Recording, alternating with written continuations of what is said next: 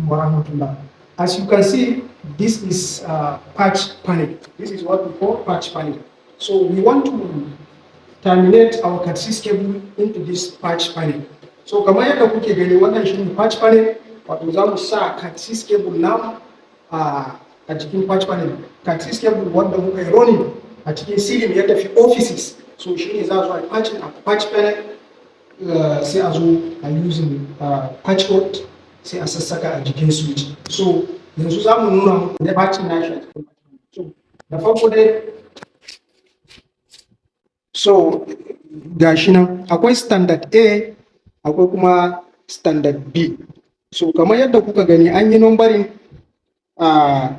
number 1, number 2, 3, 4, 5, 6. That is port 1, port 2, port 3, port 4, port up to port 24. Wannan yana da 24 ports.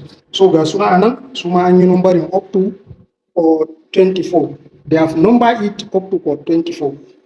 So as you can see, so how are you going to terminate? We have standard A, we have standard B. So they have indicated it with the column. So you can follow this column. If you count 1, 2, 3, 4, 5, 6, 7, 8, so it's port 1. That is, look at it. So if you count again, 1, 2, 3, 4, 5, 6, 7, 8, that is port 2. That is why the first 4 into this side and this side is for port 1. While the second port, 4 port of this 1, 2, 3, 4, this one 1, 2, 3, 4 is for this port 2. So this is how it is. Then you can follow the standard. Standard B. Then you can put green, blue, then white, blue. Then green, then white, green. Then come to this side. Brown, then white, brown. Orange, then white, orange. So kamar yadda kuka gani kenan yadda za ka sa a jiki. So in ka ɗirga za ku ga an yi gaba-gaba, ga gaban nan, ga gaban nan. So wannan na port 1 ne da na port 2. Na nan kenan, port 1 da port 2. Ga gaban shi nan. So hudu na farko a gefen nan da hudu na farko a gefen nan su ne na port 1.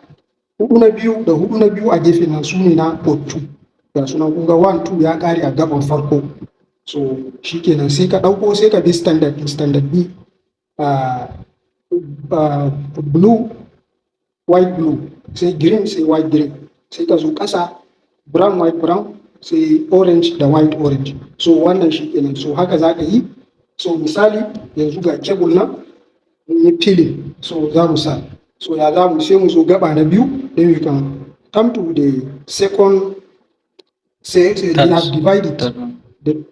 So this is, they have divided into 1, 2, 3. So we can come to the second one. Then so we can follow the standard. Then we can put blue. Say musa blue. Say musa white, blue. Say musa green. Say white, green. So idan muka sa sai mu punch nashi, then we can punch it. Put.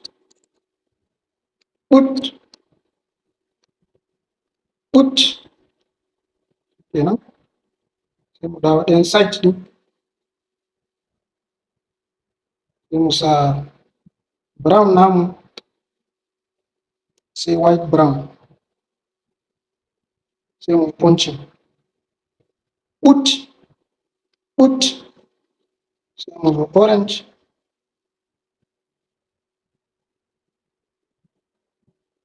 Sai white, orange. Sai mu punching. Put. Shikenan.